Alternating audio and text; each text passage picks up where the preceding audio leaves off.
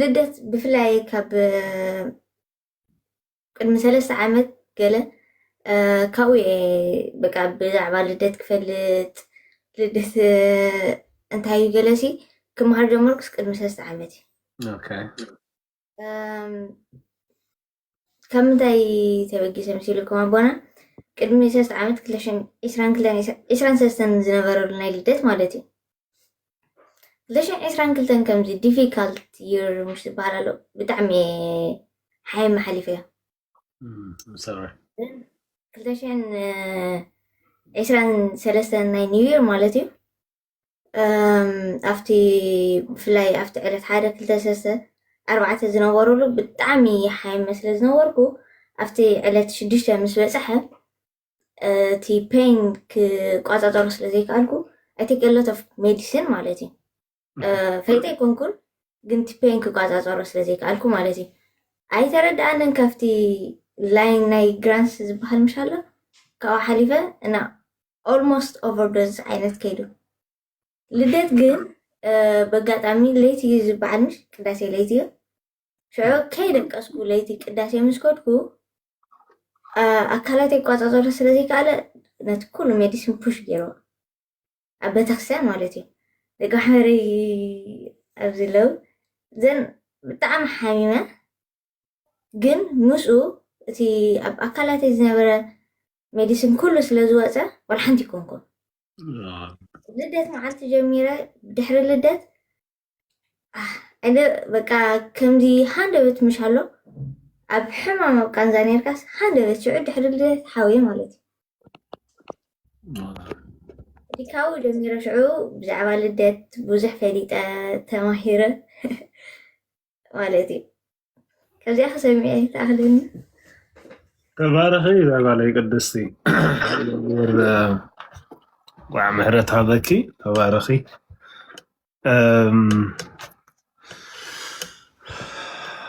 يا تي توم عبيتي معالتات كبر እግዚአብሔር ዝግለጸሎምን ክኾኑ እዮም ቲ ብስጋው ድኻም ሕማም ተፈላለየ ነገር ይጋጥሚ እና በብዙሕ ነገር ስለንሓልፍ ማለት እዩ እቲ እንታይ ዝበሃል ጓህ ልበይ ምስ በዝሐሲ ምሽ ይብል ቃል ኣምላኽ ያ እታ ውሽጥኻ ዘሎ ጓህ ልቢ ምስ በዝሐሲ ነንቲ ምፅንና ኣምላኽካ ይበዝሓልካ ሽዑ ብልብኻ ትሕጎስ ማለት እዩ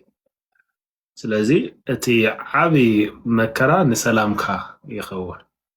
እቲ ሕማምስ ንምፅንናዕካ ይኸውን ማለት እዩ ስለዚ ምሕረት እንቋዕ ከምዚ ኢልክርኣናኪ ዕድለኛ ኮንክ ከኣቶም ቤተክርስትያን ንፉዓት ስለ ዝኾኑ እምበር ኣብ ቤተክርስትያን ሒዞም እውን ጋኔን ሒዘዋ ኢሎም ካልእ ሽግር ከምፀልከውን ይኽእል ነይሮም እዮም ማለት እዩ እያ ማፀገም እዩ ዘሎ ቤተክርስትያናትና ኣብዚ ዓዲ ከምኡ ፈልጥ እየ ኣነ ኖርማል እዚ ዳያቤትስ ኣለዋኹም ኢላስታይ ወዲቓ ጋኔን ሒዝዋ ኢሎም ጭራሽ ናብ ማይ ክእትውዋ ማለት እዩ እያ ከምዚ ዝበለ ነገር እውን ኣሎ እዩ ማለት እዩ ግን እቲ ከምኡ ዝበለ ነገር ምእንቲ ክዝክር እዮ ኣብቲ ከምዚ ዝበለ ዓብ ዕለት ምዃኑ ከዓ ኣዝዩ ደስ ዝብል ምዃነ ጓለይ ተባረኽ ጓለይ ቅድስቲ ፀጋ ኣምላኽ ብዝሓልክ ንስኽ ክትዛረብ ንጀመርክ መዓዝ ሰብ ተኣኪቡ ረኣየ ሚኢቲ ሓሊፎም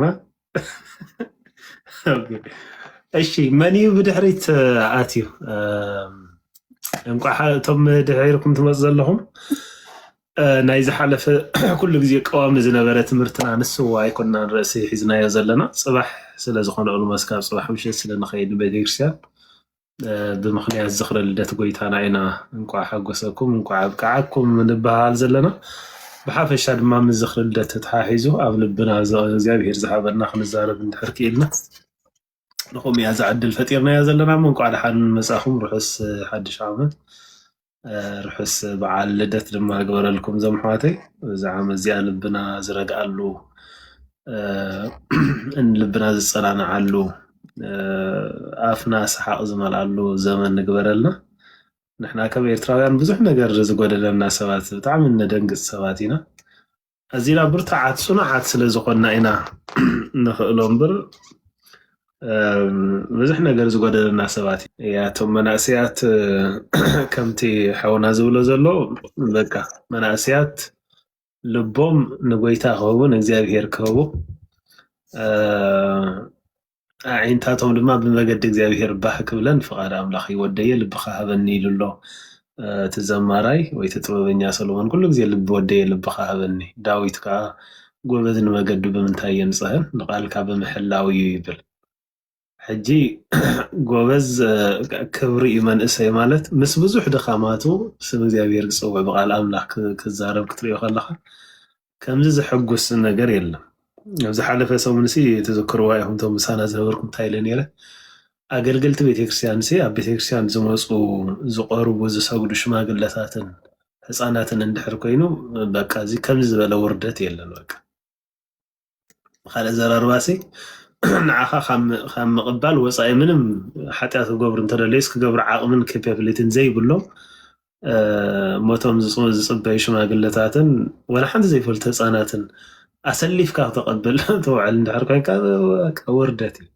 ንሱ ምቕባል ሕማቕ ኣይኮንኩን ዝብል ዘለኹ ኖ እቲ ወንጌል ዝዓይሲ ኣብቶም እቲ ፍቕሪ ኣምላኽ ዝግለጽ ሓጢኣት ዋላ ክትገብር እንድሕር ደሊኻሲ ክትገብረሉ እትኽእል ዓቕምን ሓይልን ኤነርጂን ክህልወካ ከሎ እሞ ፍቕሪ እግዚኣብሔር ገዚእካ ኣብ ቤተ ኣምላኽ እንድሕር ኣለኻ እታ ፍቕሪ እግዚኣብሔር እዚኣ እያ ሞትካ ትፅበ ስለ ዘለኻ ምእንቲ ሓንቲ ቪድዮ ብእንግሊሽ ሓንቲ ቪድዮ ሰምዕ ነይራ ኣንቲ ብቐዳም ኣብዚ ለንቀናይኣሰይ ብጣዕሚ እያ ኣስሒቓትኒ ሕጂ ሰብኣይ እንዲ ዝዛረብ እንታይ ዝብል እተን ግራንድ ማዘርስ ኩሉ ግዜ እተን ዓበይቲ ንደቂ ደቀን ብጣዕሚ ናይስ እየን ሕጂ እቲ ዳድ ወይ እቲ ኣቦ ወይ ታደ ነቶም ደቆም ሚን ምሽ ይኾኑ ሰምታይምስ ይቐፅዕዎም ገለ ገብሩ ምሽባእ ዓባየይ ከምዚ እያ ገለ ምሽ ይብልኦም ኣይትስሓት ኣይትጋገያ ይብልዎ እንቶም ወለድን እንተን ደቀን ማለት እዩ እዛ ብጣዕሚ ናይስ ትብልኣ ዘለኽን ዓባይኽንሲ ንዓይኩም ይኮነትን ዕብያት ንዓይኩም ኣይነበረትን ሕጂ ንዓኽን ቨሪ ናይስ ትኾነልክን ዘላሲ ናብ ገነት ክትኣቱ ትራይ ትገብር ስለ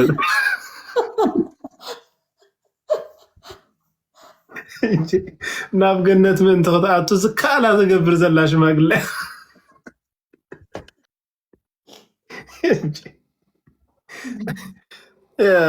ምሰሪ ዘባት ንዓይ እንዳቐፀት መከራያ ትብልዓኒ ነይራ ሕጂ ግን ናብ ገነት ምእንቲ ክትኣቱ ዝከኣላ ትገብር ዘላ ሽማግለ ኢለዎም ሕጂ እቶም ኣብቲ ቤተክርስትያን ዘለዎ ሽማግለታትና ኣብ ንእስነቶም እንተስ ሕማቕ እንተፅቡቕ ገይሮም ኣብ ቤተ እግዚኣብሔር ተፀሊሎም ዘለዉ እዮም ኣብ ቤተ እግዚኣብሔር ኣፅሊሎም ዘለዉ እዮም እግዚኣብሔር መሓሪ እዩ ኣብ መወዳእታ ሰዓት እውን ናብ እግዚኣብሔር ተፀጊናዮ ሰባት ብምሉእ ሓጢኣቶም ሓሊፎም እግዚኣብሔር ይቕበለና እግዚኣብሔር ቅዱስ እዩ እግዚኣብሔር መሓሪ ስለዝኾነ ስለዝፈትወና ይቕበለና እግዚኣብሔር ይቕበለና እዩ መወዳእታ ዘይብሉ ፍቕርና እንገልፀሉና ኣምላኽ ግን ሓጢኣትን ፅድቅን ክንገብረሉ ዓቕምን ኬፓብሊቲን ኣብ ዘለወሉ ግዜ ንእግዚኣብሔር ክንመርፅ ከለና እዩ ወይ ከዓ ምስ ብዙሕ ድኻማትና ናብ ኣምላኽ ክንስዕቦ ከለና እዩ ተፈጥሮ ምስ ሓዘና ባህርና ምስ ሓዘና ኣይኮነን ያ ክንጎይ እንተደሊናስ ኣብ ዘይንኽእለሉ ጓይላ ክንፃወት እንተደሊናስ ኣብ ዘይንኽእለሉ ክንበኣስ ተደሊናስ ኣብ ዘይንኽእለሉ ክንዝሙ እንድሕር ደሊናስ ኣብ ዘይንኽእለሉ ገለ ኣይኮነን ደይትገብሮ ዘለካ ምናልባት ፍቕሪ እግዚኣብሔር ስለ ዘለካ ኣይኮነን ጀስት ተፈጥሮ እውን ስለ ዝሓዘካ ክኸውን ንኽእል እዩ ስለዚ ንእግዚኣብሔር ብምንታይ ኢኻ ፍቕርካ ክትገልፀሉ እዩ ይኹም ኣሕዋተይ ንሕና ግን ምስ ብዙሕ ድኻማትና ፍቕርና ንገልፀሉ ኢና ወደየ ልብኻ ሃበኒ ኣዒንትኻ ድማ ብመገደይ ደስ ይበለን ኢሉ ምሳሌ 23 ወደ 26 ዓመንዝራ ዓሚቕ ዓዝቕት እያ ሰበይቲ ካልእ ፀቢብ ጉድጓድ እያ እንዳበለ ይቕፅል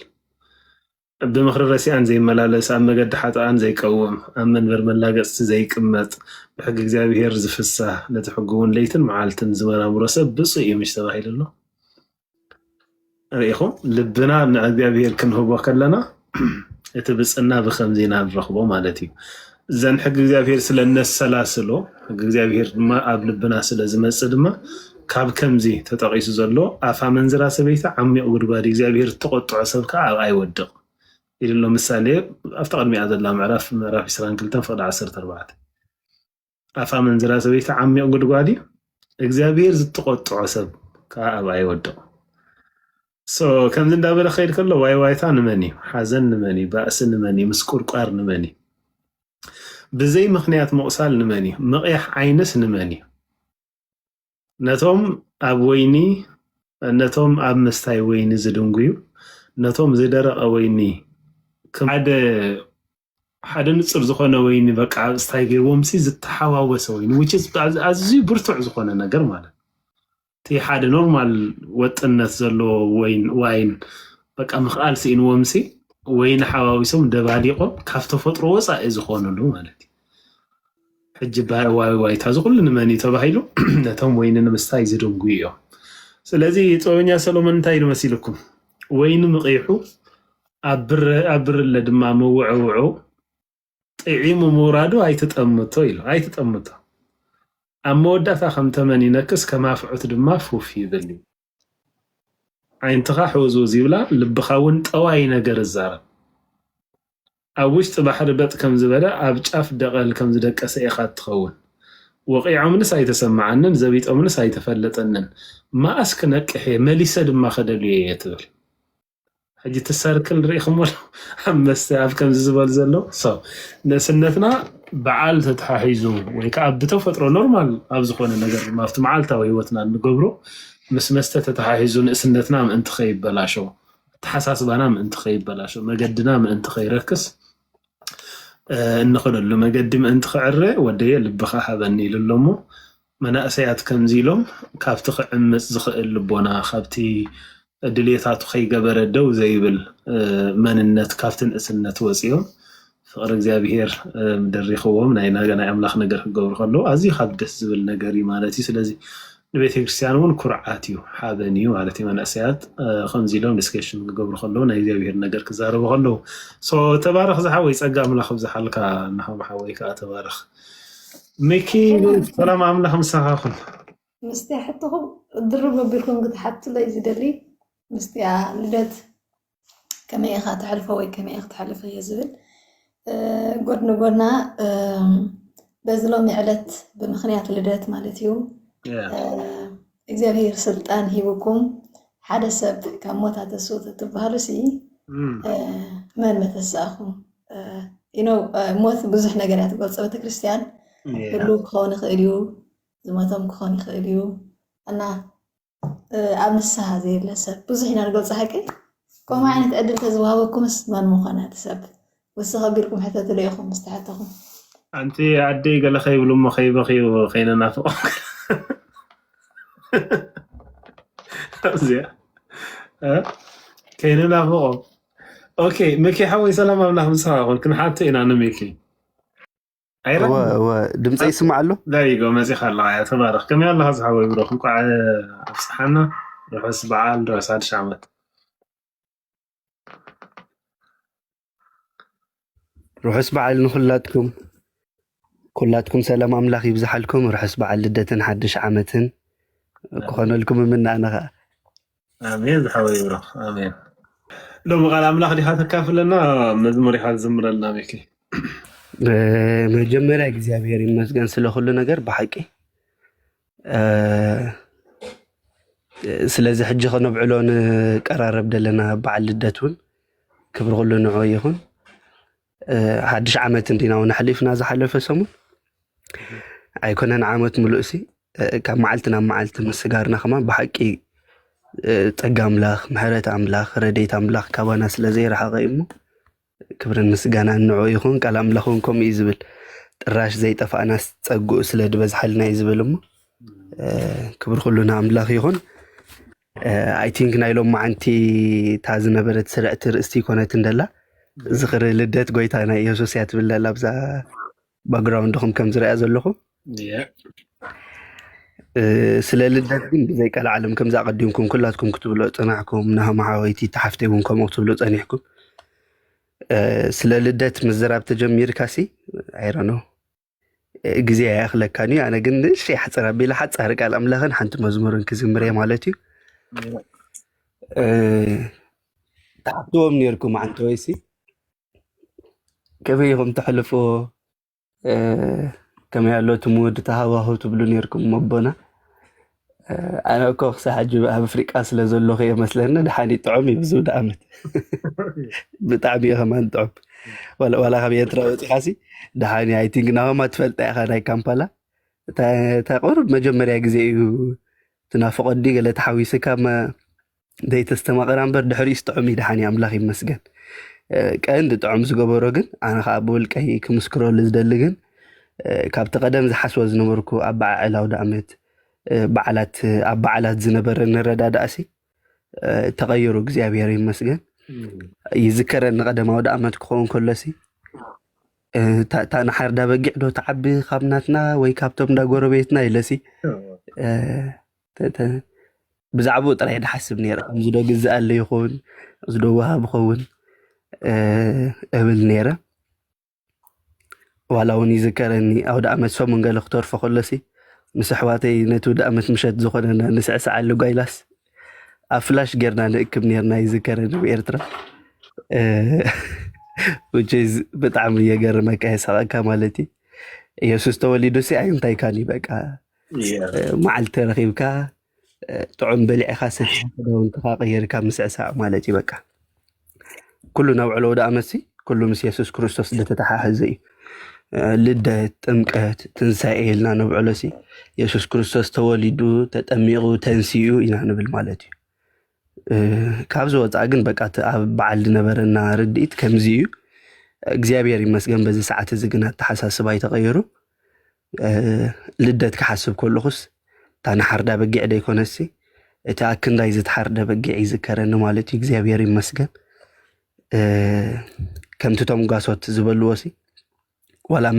መልእኽቲ እቶም መላእኽቲ ኣብ ወንጌል ሉቃስ ምዕራፍ 2 ተነጊሮም ዘለዉ ሲ ብስራት እዮም ኣበሲሮም እንሆ ንኩሉ ህዝቢ ዝኸውን ዓብይ ሓጎስ ኣበስረኩም ኣለኹም እሞ ኣይትፍርሁ ኢልዎም ምክንያቱ ሎሚ መድሃኒ ክርስቶስ ጎይታ ኣብ ዓዲ ዳዊት ተወሊዱልኩም ኣሎ ምልክት ከዓ እዚ ይኹነልኩም ኢሉ እቲ ምልክት ነጊሮም እቲ መልኣኽ በጭርቅቲ ዝተጠቕለለ ህፃን ኣብ መብልዒ ማል ደቂሱ ክትረኽቡ ኢኹም ኢልዎም ማለት ሕጂ ብስራት እዩ ልደት ጎይታና ኢየሱስ ክርስቶስ ኣዝዩ ዓብይ ብስራት እዩ ነፍሲ ወከፍ ናብ ዝደለና ሲ ኣብ ሂወትና ዝኾነ ብስራት ሰሚዕና ኢና ምናልባት ገሊኡ ብዛዕባ መርዓ ነይሩ ክኸውን ብዛዕባ መመረቕታ ነይሩ ክኸውን ምናልባት ብዛዕባ ምስላጥ ፕሮሰስ ነይሩ ክኸውን ይኽእል ብዛዕባ ሕፀኽ ነይሩ ክኸውን ይኽእል ብዙሕ ነገር ብዙሕ ብስራት ክትሰምዕ ትኽእል ኢኻ እዚ ብስራት እዚ ግን ገለ መዓልታት መሰሕለፈ ገለ ዓመታት መሰሕለፈ ከምቲ ኣብ መጀመርያ ጌርካ ዘበዓልካዮ ከምቲ ኣብ መጀመርያ ጌርካ ብዛዕባኡ ዝተዛረብካሉ ዓይነት ስምዒት ዘይኮነሲ ተራ ዕላል ወይ ተራ ነገር እዩ ዝኸውን ማለት እዩ እዚ ሎሚ ነፍሲ ወከፍና ነብዕሎ ዘለና ልደት ናይ ኢየሱስ ክርስቶስ ግን ተራ ብስራት ወይ ተራ በርዝደይ ከምዝናትና ሓንቲ መዓልቲ ብዕላ ቢልካ ዝሕለፍ ዘይኮነሲ ናይ ነፍሲ ወከፍና ናይ ዓለም ሙሉእ ናይ ሂወትና ዓብይ ነጥበ መቐየሮ ዝኾነ ብስራት እዩ ማለት እዩ ሞ ስለዚ ነገር እዚ ኣምላኽ ይመስገን እዚ ብስራት እዚ ካብቲ ቅድሚ ሕጂ ሰማዕናዮ ብስራት ኣዝዩ ዓብይ እዩ ኣዝዩ ፍሉይ እዩ ኣዝዩ ብሉፅ እዩ ምክንያቱ ልደት እቲ መድሓኒ ዘበስር ብስራት ስለ ዝኾነ ማለት እዩ ብዛዕባ እዚ ብስራት እዚ ክሓስብ ከለኹ ሲ እቲ ካብ መጀመርያ እግዚኣብሔር ኣብ ሂወተይ ዝነበሮ መደብ ዘዘክረኒ ማለት እዩ እግዚኣብሔር ሲ ኣባና ኣብ ደቂ ኣዳም ዘለዎ መደብ ዘለኣለማውን ቅዱስን እዩ ነይሩ ካብ መሰረቱ ማለት እዩ ዋላ ንኣዳም ኣብቲ መጀመርያ ዘፍጥረት እንድሕር ርኢና ሲ ብዘድልዮ ዘበለ ኩሉ እዩ ዘንብሮ ነይሩ ኣብ ገነት ኤደን ወሲዱ ከዓያን ክሕልዋን ኣቐሚጥዎ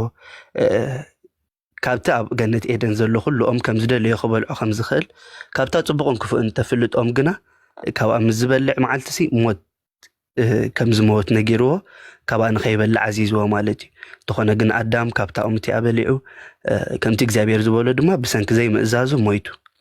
ሞት ካብ እግዚኣብሔር ምፍላይ ማለት እዩ ጠንቂ ናይ ሞት እውን ሓጢኣት እዩ ንእግዚኣብሔር ዘይምእዛዝ እዩ ማለት እዩ ብሰንኪ ናይ ኣዳም ዘይምእዛዝ ድማ ካብ ኣዳም ጀሚሩ ኣብቶም ማዕረቶም ኣበሳ ኣዳም ዘይገበሩ ከዓ ሞት ሰልጢኑ ማለት እዩ ሮሜ ምዕራፍ 5 ከምኡ ይብለና ኢየሱስ ክርስቶስ እዩ ማለት እዩ እግዚአብሔር ይመስገን ክብርና አምላኽ ይኹን ከምቲ ተስፋ ቃሉ ዝተነገረና ድማ መልአት ዘመን ምስ መፀ እቲ ርእሲ ዲያብሎስ ዝጭፍልቕ ህፃን ካብ ዘረ አዳም ሰብ ኮይኑ ካብ ቅድስት ድንግል ማርያም ተወሊዱ ንሕና ናብ እግዚአብሔር ንኸይ ንቐርብ ሞት ጠንቂ ብምግባር ከልኪልና ዝነበረ ዘይ ምእዛዝ ድማ ኣብ ቅድሚ እግዚአብሔር አቦ ብፍጹም ምእዛዝ እንደገና ክመልሰና ድማ ናባና ተላኢኹ ስለዚህ ብዛዕባ ልደት ክሓስብ ወይ ከስተንትን ከለኹሲ ወይ ዕላማ ናይ ልደት እንታይ እዩ ነይሩ ኢለ ተተሓቲተስ ዕላማ ናይ ልደት ኢየሱስ ክርስቶስ ንሙማት እዩ ነይሩ ማለት እዩ ስለና መስዋዕቲ ኮይኑ ናይ ዘይምእዛዝና መቕፃዕቲ ኣብ ርእሱ ተሰኪሙ ሓራ ንውፃኢ ማለት እዩ እግዚአብሔር ይመስገን ስለዚ ነገር እዚ ዕላማ ልደት ሞት እዩ ነይሩ በቃ ብሞቱ ንሕና ህይወት ረኺብና እዚ ድሕሪ ፅባሕ ነብዕሎ በዓል ተራ በዓል ዘይኮነ ኢየሱስ ክርስቶስ ተወሊዱ በቃ ውሉድ ይገርና ንሕና ውሉድ ኢና ኮይና ማለት እዩ ከምቲ ገላትያ ምዕራፍ 4 ዝብሎሲ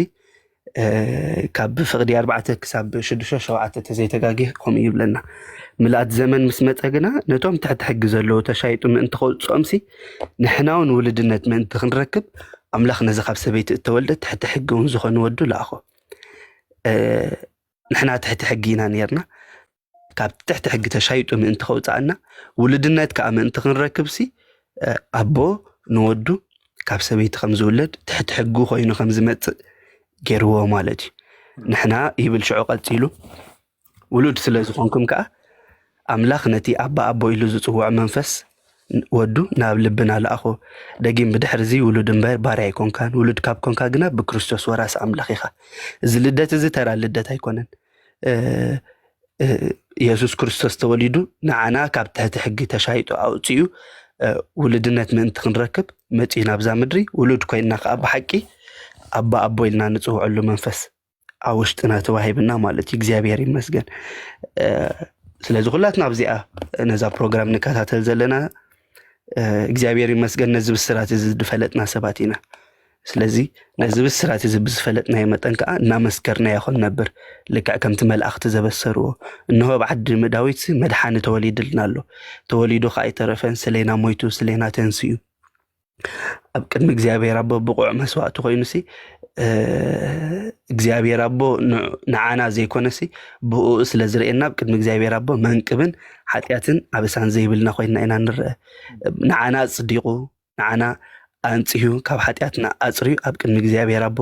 ኣብ የማን ኣምላኽ ዝቆመ ናይ ሓድሽ ኪዳን ሊቀ ካህናት ኣለና እናበልና ነፍሲ ወከፍና ክነበስር ድማ በዚ መዓልቲ እዚ ንነፍሲ ወከፍኩም ከዘኻኽር ይፈቱ እግዚአብሔር ይመስገን ደጋጊመ ቃል ኣምላኽ እንታይ ይዝብለና ወንጌል ማቴዎስ ባይብል ክኸፍት ሶሪ እነውን ክኸፍተልካ ክእል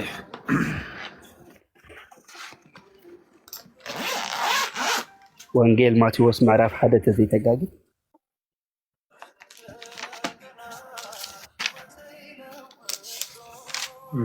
እንታይ ዝብል ሓሳብ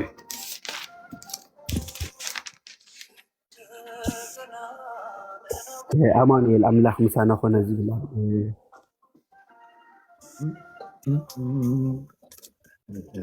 ፍቅዲ 21 ይመስለኒ ፍቅዲ 23 ረኺበያ እንሆ ድንግል ክትጠንስ ወዲ እውን ክትወልድ እያ ስሙ ከዓ አማኑኤል ክብልዎ እዮም ትርጉሙ ከዓ አምላኽ ምሳና እዩ ይብል ማለት እዩ ስለዚ ኣብዚ በዓል ልደት አማኑኤል ኢና ነብዕል አምላኽ ምሳና ኮይኑ ደጊም አምላኽ ካብ ኩላትና ርሑቕ ኣይኮነን ናባና ቀሪብ እዩ ኢየሱስ ክርስቶስ ኣብ መንጎ ህዝቡ ዝነብር ብስጋ ዝተገልጸ አምላኽ እዩ ልደቱ ከዓ ተራ ልደት ዘይኮነሲ ፍቅሪ እግዚአብሔር አምላኽ ውልቃውን ህልውን ምዃኑ እዩ ዘረጋግጸልና ንሕና ነፍሲ ወከፍና ዝተሓደግና ወይ ዝተረሳዕና ኣይኮንናን እሞ ህላዊኡ ንልብና ብሰላም ይምላእዮነ ነፍሲ ወከፍና አማኑኤል ሎሚ ምሳና እዩ ሓጎሰና እግዚአብሔር ይመስገን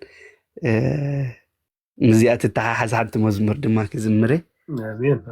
امين تبارك سقام هللويا انه بالسرات ناي مسغانا مزمور እንደ ምሳይኮንኩም አመስግኑ هللويا انه بالسرات ቤተልሔም ኣብ ዓዲ ዳዊት ሎሚ ተወልደቲ መድሓኒት ምሳና ኮይኑ ጎይታ ሰራዊት ደጊም ኣብቂዑ ትነዊዕ ትፅቢት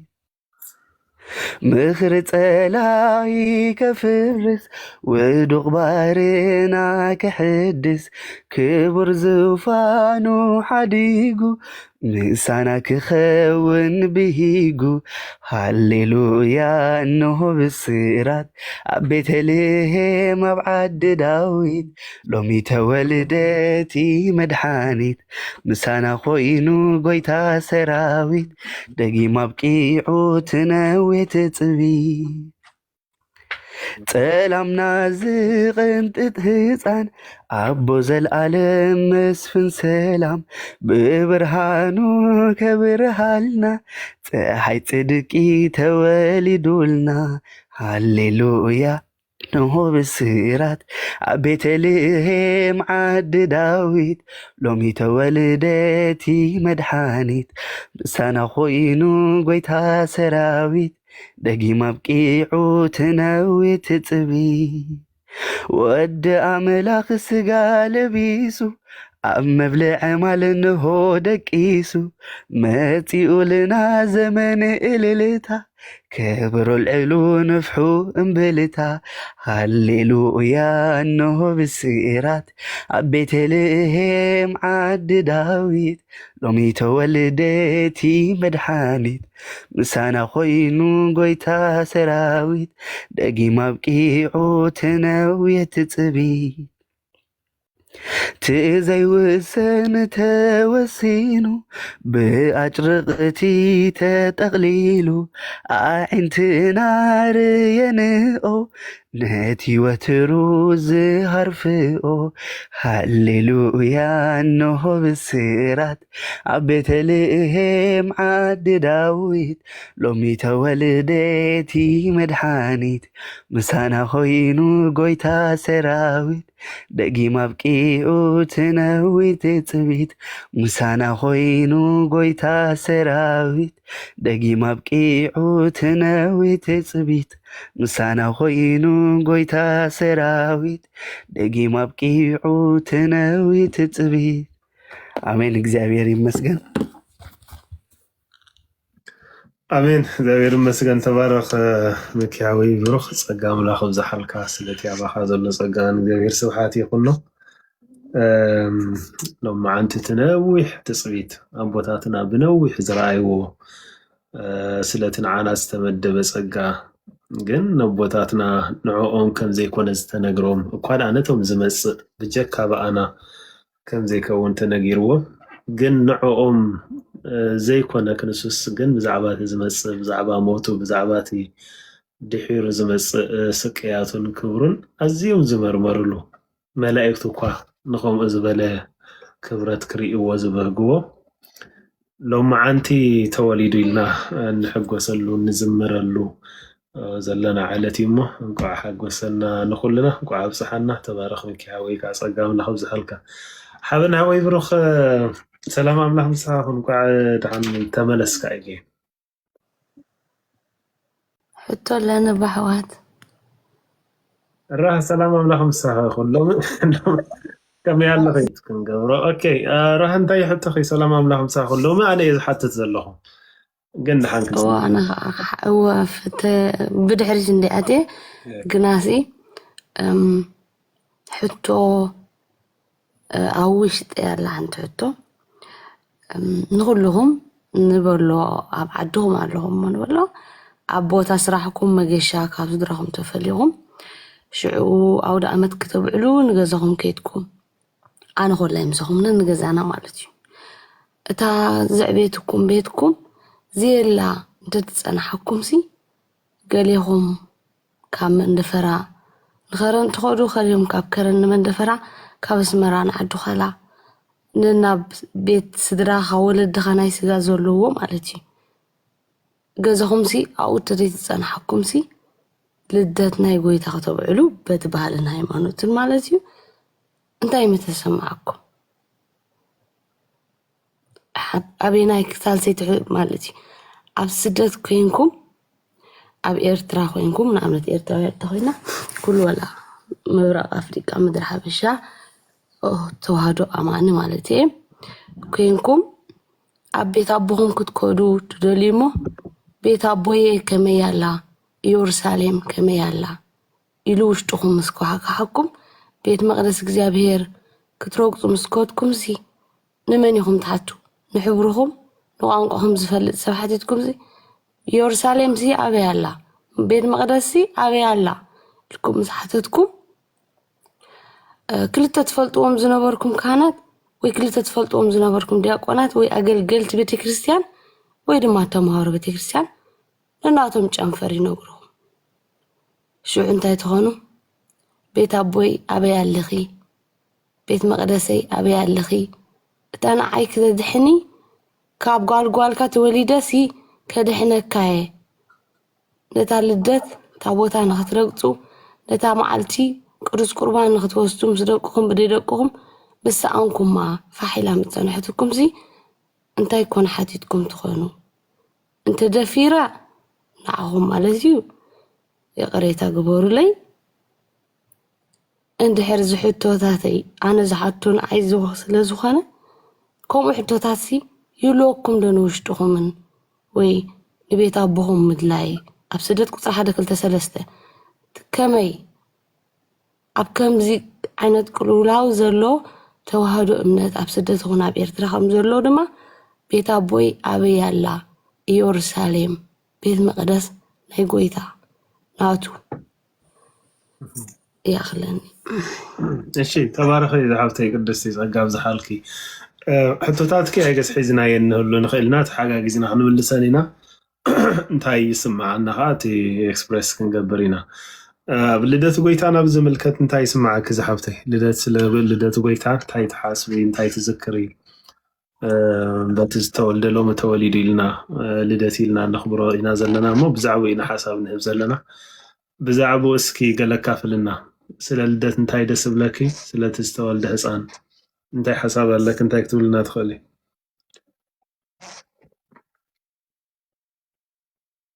ኣባይ ድዩ ያ ካብቲ ዘለኹሞ ማቴሲ ኣነ ከም ክርስቲያን መጠን ብዙሕ ዝኣፍልጦ ዘለና ኣይኮንኩን እቲ ባህልን ሃይማኖትን ኣብ ዓድና ተሓዋዊሱ ስለ ዝኸይድ ማለት እዩ ግን ካብ በቲ ሓጢኣት ንሕና ዝገበርናዮ ኣዳምን ሄዋንን ሲ ንኣዳምን ሄዋንን ካብ ጓልጓልካ ተወሊደሲ ከድሕነካ የት ዓመተ ምህረት 500 ድሉ 5 መዓልትን 5 ድሉ ወደሎ ስኻ ንገረኒ ተወሊደስ ከድሕነካ የ እዚ ሕቶታተይ እውን ድሕነት ዘድልዮ ስለ ዝኾነ ኣብዚ ውሪድ እየ ዘለኹ ኣብቲ ድሕነት መዓልቲ ማለት እዩ ሕጂ ቤት ኣቦይሲ ክደልያ ክኸይድ ክዝክሮ ነቲ መዓልቲ ልደቱ ከኽብሮ ነቲ ናቱ ስጋ ደሙ ክወስድ ምስ ውልደይ ምስ ስድራይ ኣብ ስደት ወይ ድማ ኣብ ኤርትራ ግናስ ስኢኖዮ እቲ ቤት ነቲ ቤት ዝሕብሩንሲ በዚሖም ኣብ ሓደ ቦታ ደይኮነ ዝሕብሩኒ ኣብ ብዙሕ ሕጂ እንታይ ዝብል ዘለኹ ትድሕነት ጎይታሲ ኣብ ቦትኡ ይቅየርን እዩ ልደት ንሕና ንዝክሮ ኢና ዘለና ተደጋጊሙ ይኮነን ጎይታ ዝውለደልና ደሎ ሓጢኣትና ከድሕን ሕጂሲ እዘን 3-4 ዝሓተትክወን ሕቶታት ንባዕለን ጓየን ስምስኣን ቤት ኣቦይ እቲ ናቱ ልደት በረኸት ንምክፋል ገዛኻ ተዓፅዩ ወይ ፋሕፋሕ ኢሉ ይፀኒሕኒ ደሎ ማለት እዩ ብዝሕቶታት እሱ ክምልስ ዝኸውን ነይረ እዛ ተመሊስካ ዝሓተትካ ንሕቶ ቀላል ነይራ እቲ ከዓ ይመሓተትክውን ዝተባረሩ ኣባጊዕሲ ቃጭል ተደይብሎም ኣብ ክሳዶምሲ ኣይስምዑን እዮም እዩ መልእኽተይ